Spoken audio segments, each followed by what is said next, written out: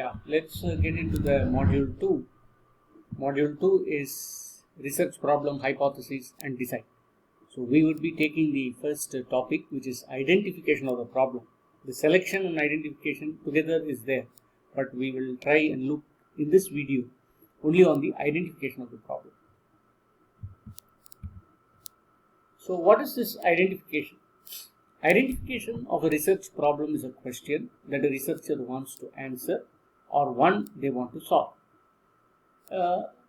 Sir, can every problem become a research problem? I'm just throwing some questions at you. What do we mean by a problem? Then can any problem become a research problem? And what do we mean when we say call it as a research problem vis-a-vis a normal problem? Research problem encompasses purpose, the answer to this. It encompasses methods. There is a theory backing it. There is a sampling and there are some leading research questions. In general, if you would want to find out a place where you have to go, you switch on a Google map, you go to the nearby place, and if you are not able to find out, you ask the person whether this person lives here, resides here, can I go meet him, where is this, etc.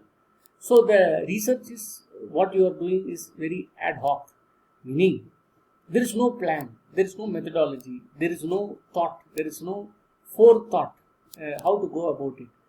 That type of an activity cannot be called as a research problem. It's a mere problem. You want to find something and it is a problem. For example, you want to find the nearest place where you can pay your electricity bill. It's a small problem. You don't have to do any great research for it. You will just have to find out, ask one or two people, inquire the whereabouts, go, pay your bill and come. And today it is made easy through the phone pay and Paytm. You don't have to take a step away out of your house. So normally problems which are very generic cannot be called as a research problem. The research problem must be very specific, which means it must have a purpose and it must follow a methodology and it must have a strong theoretical basis, something that you are contributing. As I was mentioning in the previous sessions, customer satisfaction, it's a theory.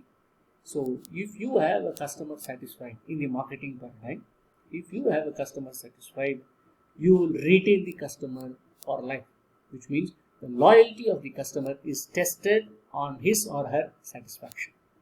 Is that clear?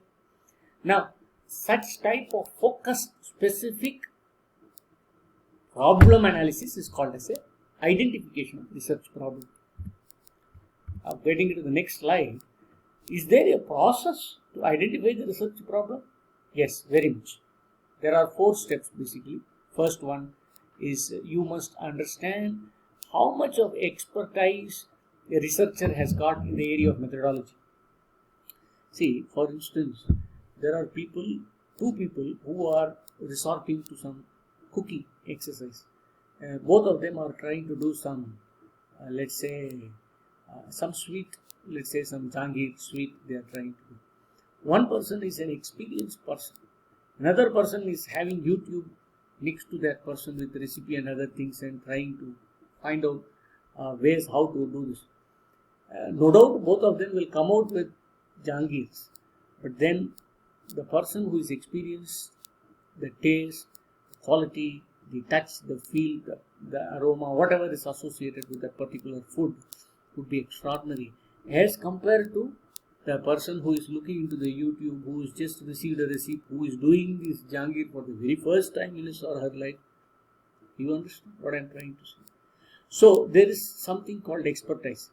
Research is also a field of expertise. You must understand how to do the research. Only then your results will be accurate. For instance, last year, if you see, there was this election. Most of the TV channels were able to predict the elections, which you call as the exit polls, accurately. Why were they able to predict it accurately? Very simple. They hired some agencies which were doing this research for decades, say 50, 60 years. They are into the same research of trying to understand the psychology of the people, how they vote, why they vote, what are the factors that influence their voting, etc. Is it not so? So, if you are going to do the same thing again and again, what is the result? Is you become experienced. You become an expertise.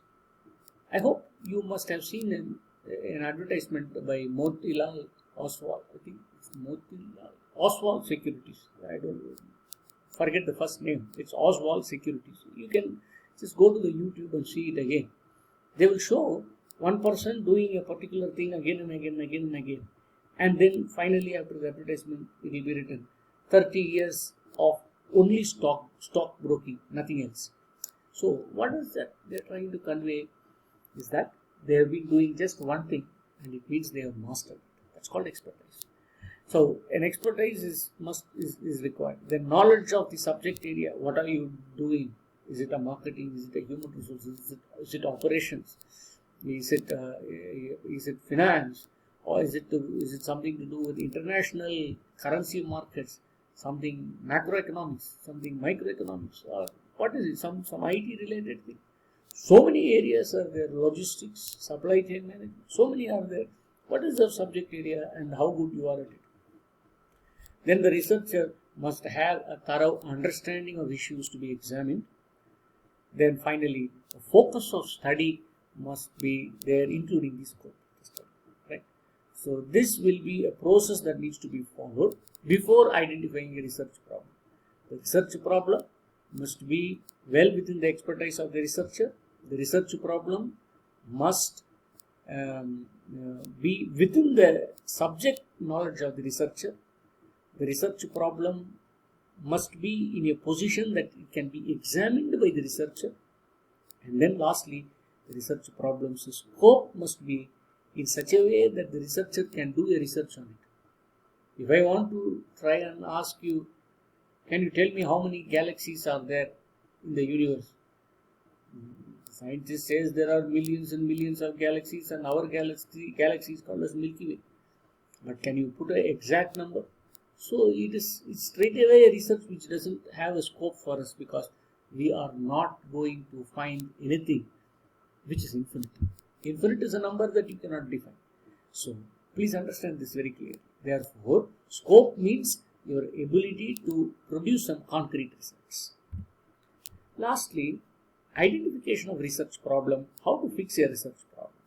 Here, first thing is that the statements must be very clear. Right? So what are you trying to deal with? What is your research problem? Write it neatly, clearly. This is my research problem. Right? This is what we are trying. Now that there is a pandemic, finding vaccination. How to go about finding vaccination? Clear research statement. Scope and limit of the study must be defined. You cannot endlessly do a research, because our own lifespans are just 65, 70 years of age. So if you would do some 50 years of research, when are you going to publish it? How is it going to be of any help to others? Except not even to you, forget it. And then once research is done, you also have to improve upon the research. This is going to be a very tedious exercise, and you must understand.